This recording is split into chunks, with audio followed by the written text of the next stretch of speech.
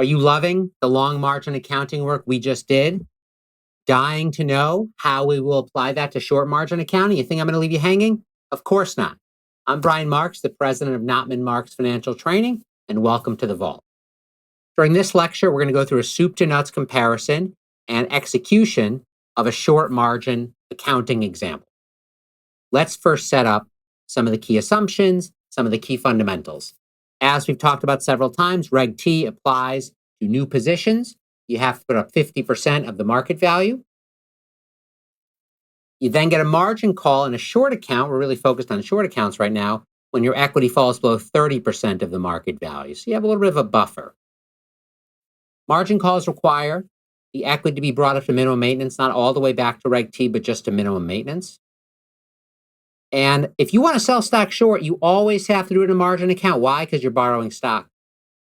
You're borrowing stock. If you want to sell stock short, you always have to do it in a margin account. And by the way, when you sell stock short, what do we want to happen to the market value? You want the market value of the short position to fall. You want the stock to go down. You are speculating that the stock will fall. It's easy to lose sight of that. So don't forget. So here we go with an example. A few videos ago, we set up the T-charts, but for a short account, on the left side, we have the credit. On the right side, we have the short market value and the equity. With T-chart accounting, the sum of the left side has to equal the sum of the right side. So an investor sells short 120,000 and meets the Reg T requirement. So we start with what do we know? What do we know? Short market value is 120 because I told you so. Reg T is always 50% of the market value, so we have to meet Reg T, which means we got to put up cash of 60K. Now, the credit is not 60. It's not the difference. It's the sum. So the credit balance is 180,000. The short market value, that's the value of the stock. Which way do you want that to go? You want that to fall. You are selling stock short. You want that to fall. This credit balance, remember I told you, the credit, just like the debit, will only change by customer action. This is really your anchor. A fluctuation in market value has no impact at all on the credit balance. No impact at all. Just like your debit, it will only change by customer action. Let's talk about what's happening here. Well, when we sell stock short, what do you receive? If you sell short, you're selling stock in the market. So you sell stock short for dollars, for moolah. So we received cash. We received 120K cash. We also deposited 60,000 of cash. So this 180,000, this is actual cash in our account. If you think about it, we don't actually have any stock in this account. We have a box of cash, 180,000 of cash, and this short market value. When you sell stock short, this is really a liability.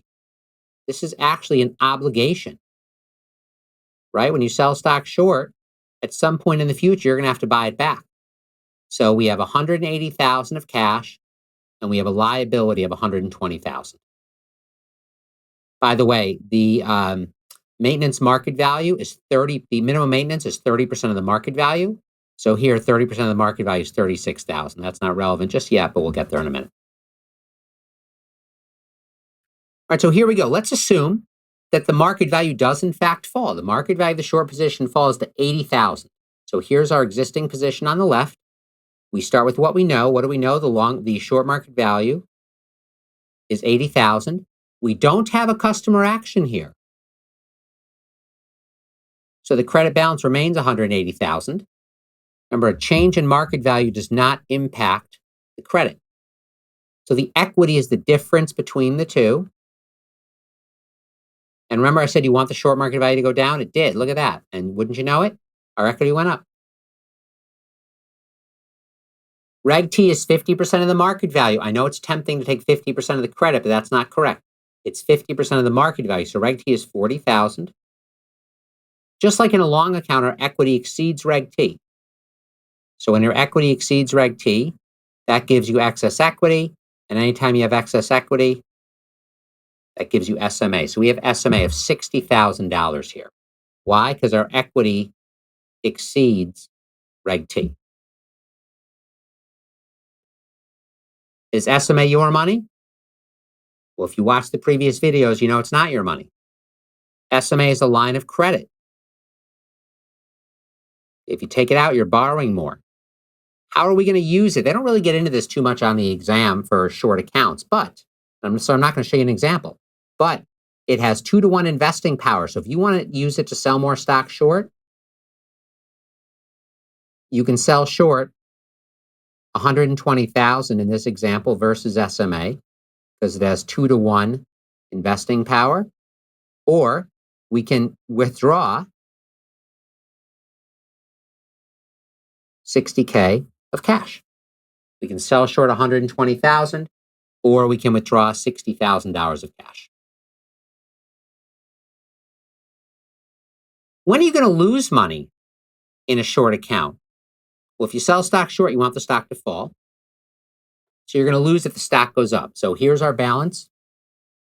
We're at 180 credit, 80 market value, 100 equity. Let's assume the short market value goes up to 170,000. That's bad, by the way. That's bad. So our short market value is 170,000. There's no customer action here. How many times have I said that? That's critical to ask yourself, was there a customer action? In the case of no customer action, the credit and debit balance remain exactly the same. And the equity is the difference between the two, which in this case is a paltry $10,000. So Reg T is 50% of the market value. This is not good. Reg T is 85,000.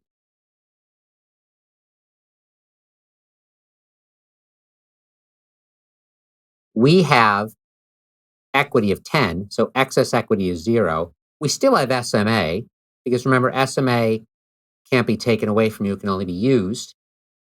And how about our minimum maintenance requirement? Well, it's 30% of the market value. Well, 30% of 170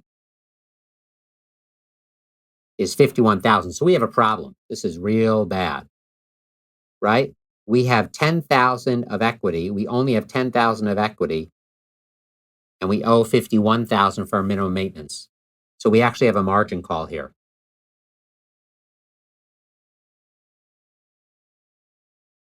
For how much? Well, we have 10,000 of equity. We need 51,000 of equity. So we have a $41,000 margin call. So this is pretty bad. And that makes sense, right? Because now our equity is very, very paltry. And if you get a margin call, you don't have to go back up to Reg T. You just have to go to that minimum maintenance requirement if you get a margin call.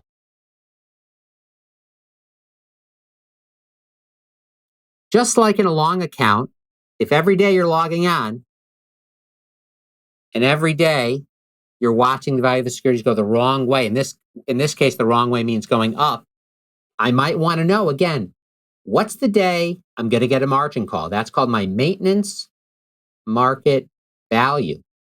That's basically how bad can things get before you get a margin call. And to figure that out, you're going to take the credit balance divided by 1.3.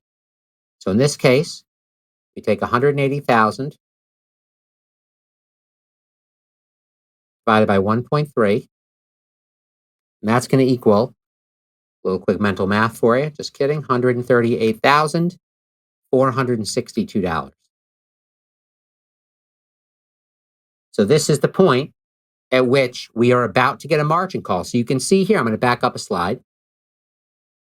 At 80K, we're cruising. And remember I told you at 170, we had a big problem. We had a margin call. I lost my annotations, but we had a margin call for 41,000. Well, the point at which we crossed over from being okay to having a margin call is right here at 138,462. Remember, stock goes down, market value goes down. That's good because we're short. Market value goes up. That's bad. So if it goes up past this, then we're going to get a margin call. How fast do you have to meet a margin call? Promptly. You need to meet a margin call promptly.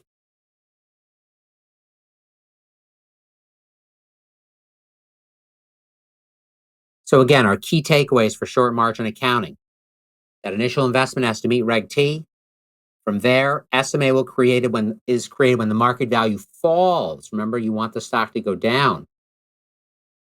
And margin calls can happen real quickly in a short account. And what else do you want to do? Please practice our margin worksheets.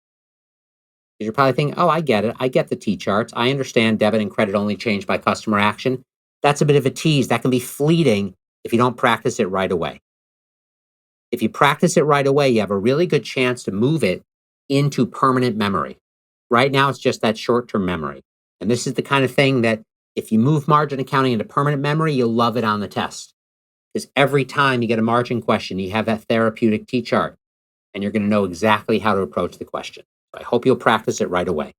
I hope you found this helpful, and I hope you'll continue on with us in the vault. Thanks very much.